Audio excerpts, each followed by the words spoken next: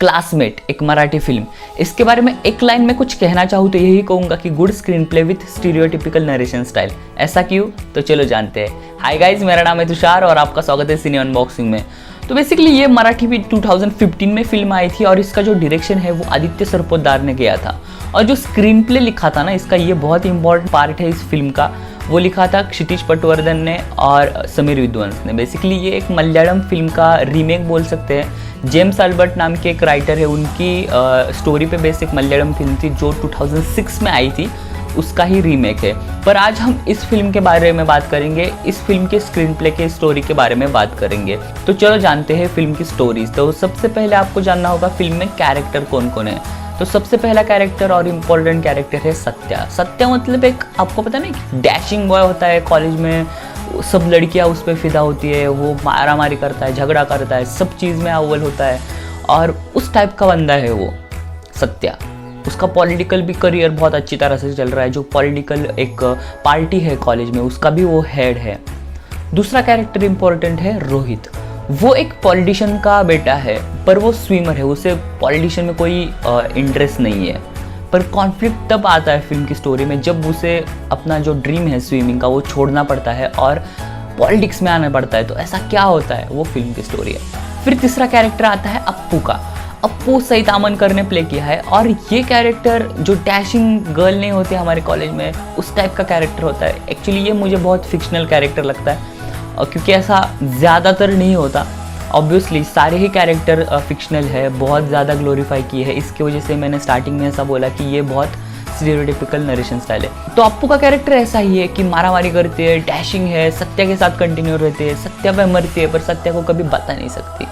चौथा कैरेक्टर है आदिति निम्बाळकर। ये सोनाली कुलकर्णी ने प्ले किया। ये कैरेक्टर डांसर है। ओके, वो डांसर है, वो अपनी डांस एकेडमी खोलना चाहती है और उसका और सत्या का अफेयर चल रहा है। चौथा कैरेक्टर है हीना का। हीना का कैरेक्टर मुझे लगता है कि सबसे इम्पोर्टेंट है क्योंकि वो हमें इंडियन सोसाइटी में जो पैट्रियार्की है उसका ग्लिम्स देता है, दिखाता है कि पैट्रियार्की कितनी डीप रूटेड है और वो बहुत ही इंपॉर्टेंट कैरेक्टर है हमारे स्क्रीन प्ले के लिए। इसके लिए आपको फिल्म देखनी पड़ेगी। फिर कैरेक्टर आता है अमित का, जो अप्पू पे मरता है पर कभी पता नहीं सकता और एकदम नॉर्मली सीधा साधा बंदा है। और सबसे इम्पोर्टेंट और लास्ट में कैरेक्टर आता है अनिका। तो अनिका कैरेक्टर मतलब इन सब के बीच में वो एक बच्चा है। वो फर्स्ट ईयर का स्टूडेंट है और ये थर्ड ईयर का स्टूडेंट है। और ये बंदा मतलब किसी से झगड़ा नहीं, सबसे अच्छी बातें करेगा, गिटारिस्ट है, गाना गाएगा और एक नॉर्मल सा उसको कुछ प्रॉब्लम है फिजिकल, वो भी स्क्रीन प्ले का पार्ट है या इसके लिए आपको फिल्म देखनी पड़ेगी। तो ऐसा बंदा है वो और सबके साथ अच्छा रहता है। रोहित के साथ भी अच्छा रहता है, सत्या के साथ भी अच्छा रहता है। सत्या और रोहित के बीच कॉन्फ्लिक्ट है। ये फिल्म इन 7 लोगों की जो स्टोरी है, लाइव स्टोरी है, उनके ऊपर रिवॉल्व होती है। कॉलेज वाली स्टोरी भी और कॉलेज के बाद की स्टोरी भी बेस्ड है। तो बेसिकली जो सत्या है उसकी लाइफ में पॉलिटिक्स बहुत इंपॉर्टेंट है, उसकी लव स्टोरी है। फिर वो लव स्टोरी पॉलिटिक्स में कैसे बदल जाती है और इसका फ़ायदा रोहित वो किस तरह से लेता है और रोहित क्यों लेता है, क्योंकि उसको तो स्विमर बनना होता है। फिर अप्पू किस तरह से सत्या को हरदम मदद करती रहती है जबकि सत्या उससे चाहता भी नहीं है। फिर जो अमित है वो किस तरह से अप्पू को चाहता है। जो हीना है, हीना का कैरेक्टर मैंने बोला कि बहुत इंपॉर्टेंट है। वो गाना चाहती है, वो लिखना चाहती है पर वो कभी कर नहीं पाती। तो ये सारी जो स्टोरी है ना, ये फिल्म में हमें दिखाई गई है। तो चलो बात करते हैं स्क्रीन प्ले के बारे में। तो स्क्रीन प्ले उन्होंने बहुत ही अच्छी तरह से लिखा है। सबसे पहले तो screen play non linear structure है, मतलब 1 के बाद 2 नहीं आएगा, 2 के बाद 3 नहीं आएगा, 1 के बाद 6 आ सकता है, फिर 6 के बाद फिर से 2 आ सकता है। तो इस तरह से उन्होंने स्क्रीन प्ले लिखा है।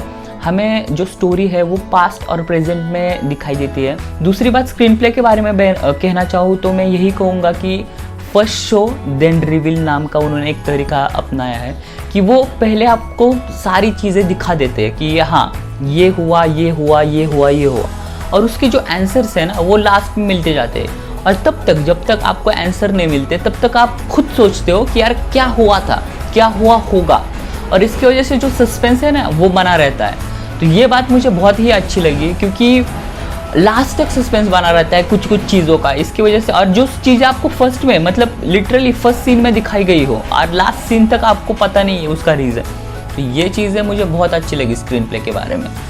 फिर बात करते हैं फिल्म की म्यूज़िक के बारे में। म्यूज़िक बहुत ही ज़्यादा मुझे लगता है कि इम्पोर्टेंट रोल निभाता है इस फिल्म में। इस फिल्म में 6 गाने हैं कुल, और हर एक गाना हर एक इमोशन के लिए यूज़ किया है। जैसे मैं कुछ एग्जांपल दूँ तो एक आला रे राजा नाम का गाना है, वो जो सत्या का पॉलिटिकल करियर है वो दिखाने के लिए उन्होंने यूज़ किया है। फिर बिंदास बेधड़क गाना है, वो जो इन सब की फ्रेंडशिप है वो रिवील करने के लिए यूज़ किया है। फिर सांगना करके गाना है, जो इमोशनल जो फीलिंग्स है सब लोगों के वो दिखाने के लिए उन्होंने वो गाना यूज़ किया। फिर तेरी मेरी यारियाँ है, वो एक पार्टी सॉन्ग है, उसका भी बहुत अच्छी तरह से उन्होंने फिल्म में यूज़ किया है स्टोरी टेलिंग के लिए।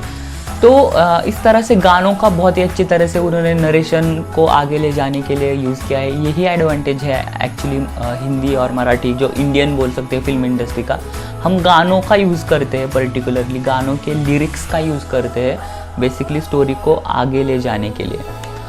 फिल्म का कैमरा के बारे में बात करूँ तो कैमरा वर्क ठीक ठाक ही है, पर कुछ फ्रेम मुझे बहुत ही ज़्यादा इम्पोर्टेंट लगे, बहुत ही मीनिंगफुल फ्रेम लगे। जैसे कि उन्होंने सेपरेशन कर दिया है सत्या और अप्पू के साथ, या जो बेसिकली कैरेक्टर ब्लॉकिंग भी देख सकते हैं जहाँ रोहित और आदिति एक दूसरे के अपोजिट में खड़े हैं। तो ये छोटी छोटी चीज़ें भी उन्होंने की। एक सीन है उसके बारे में मैं कहना चाहूँगा, वो मुझे याद रहा था इसकी वजह से मैं कह रहा हूँ। वो विजुअली बहुत अच्छी तरह से उन्होंने डिज़ाइन किया था। एक सीन है जब अप्पू और सत्या एक कॉलेज में घुस जाते हैं कुछ कागजात लेने के लिए, तब बारिश हो रही होती है, रात होती है और बिजलियाँ कड़क रही होती है। तो उन्होंने लाइट का, शैडो का और ब्लैकआउट का यूज़ करके जो सीन को उन्होंने नरेट किया है ना, वो बहुत मैच्योरली किया है, बहुत अच्छी तरह से लाइट का यूज़ वहाँ किया है। तो वो मुझे बहुत अच्छा लगा। बाकी कहाँ कहाँ उन्होंने बहुत हाईली लाइट का यूज़ किया है, लिटरली उन्होंने येलोइश लाइट का यूज़ किया है, तो वो उतना नेचुरल नहीं लगता। बाकी कहाँ का बहुत ही अच्छी तरह से लाइट का यूज़ किया है, तो वो मुझे अच्छा लगा। बाकी फिल्म के एडिटिंग के बारे में बात करूँ तो उन्होंने ट्रांजिशन का यूज़ किया है, जैसे कि डिज़ोल्व का, जो पास से प्रेजेंट, प्रेजेंट से पास में जाने के लिए। तो वो मुझे अच्छा लगा क्योंकि इसकी वजह से आप और भी ज़्यादा कनेक्ट हो जाते हो। लास्ट में मैं कुछ डीमेरिट्स के बारे में बात करना चाहूँगा। तो सबसे पहला डीमेरिट तो यही है कि ये 2.5 घंटे की फिल्म है, तो ये कम हो सकती थी। 2 घंटे में हम रख सकते थे इस फिल्म को, तो और भी अच्छा होता, क्योंकि 2.5 घंटा आप कोई फिल्म नहीं देखता इतनी बड़ी, तो वो मुझे लगता है कि स्क्रीन प्ले थोड़ा स्लो हो जाता है इसकी वजह से। पर 2 घंटे होता तो और भी थोड़ा फास्ट हो जाता और भी एंगेजिंग हो जाता। तो ये पहली बात। दूसरी बात ये है कि जो कैरेक्टर का मेकअप है ना, वो मुझे थोड़ा कमज़ोर लगा, क्योंकि आप बहुत बड़ा डिफरेंस दिखा रहे हो पास्ट और प्रेजेंट में, तो वो दिखना चाहिए। सिर्फ आप मेकअप से नहीं, कैरेक्टर के बॉडी लैंग्वेज से भी दिखना चाहिए, कैरेक्टर की जो पूरी आउटर इमेज है वहाँ से दिखना चाहिए। तो वो कहीं ना कहीं मुझे दिखता नहीं है। बाकी उन्होंने बहुत ही ज़्यादा इंटेंस म्यूज़िक का यूज़ किया है सीन को ग्लोरीफाई करने के लिए, वो मैच्योर नहीं लगता। अगर आप हर सीन को किसी ना किसी म्यूज़िक का सहारा दे रहे हो वो सीन ग्लोरीफाई करने के लिए, तो उतना वो असर नहीं होता और वो मैच्योर भी नहीं लगता। तो वो एक मुझे बात लगी। और लास्ट में सबसे इम्पॉर्टेंट, जैसे मैंने स्टार्टिंग में बोला था कि इसका जो स्टोरी टेलिंग टाइप है वो बहुत ही ज़्यादा स्टीरियोटिपिकल है, तो ये इसके ही वजह से बोला था। सबसे पहली बात तो कैरेक्टर को बहुत ही ज़्यादा ग्लोरीफाई किया है उन्होंने। कैरेक्टर को जो रियल है ना वो नहीं रखा। जो बॉलीवुड के टिपिकल कैरेक्टर होते हैं ना, एक ही बंदा होता है कॉलेज में, वही बहुत अच्छा होता है, सबको वही पसंद है। तो ये जो कैरेक्टर का ग्लोरिफिकेशन है ना, वो मुझे अच्छा नहीं लगा। और ये कैरेक्टर का ग्लोरिफिकेशन उन्होंने हर कैरेक्टर के साथ किया है। वो क्या करता है पता है, कैरेक्टर की जो नेचुरलनेस है ना वो छीन लेता है।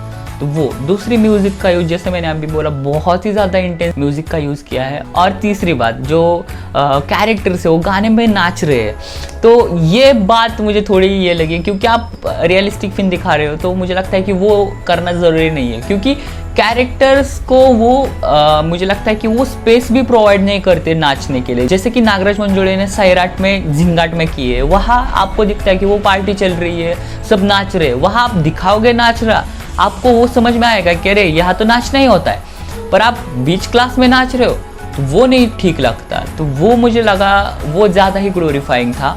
बाकी यार फिल्म तो बहुत अच्छी तरह से लिखी है, मराठी ऑडियंस के लिए, मराठी लोगों के लिए जो उन्होंने कंटेंट सोचा था वो मुझे लगता है कि प्रॉपर कंटेंट सोचा है और वो हिट भी करता है, क्योंकि जो कैरेक्टर्स प्ले कर रहे हैं रोल वो सारे हिट एक्टर एक्टर्स है मराठी के, तो वो भी बहुत अच्छी चॉइस रखी थी उन्होंने। बाकी जो डायरेक्टर और स्क्रीन प्ले राइटर है वो भी क्षितिज पटवर्धन, समीर विद्वंस, बहुत अच्छे राइटर्स डायरेक्टर्स है।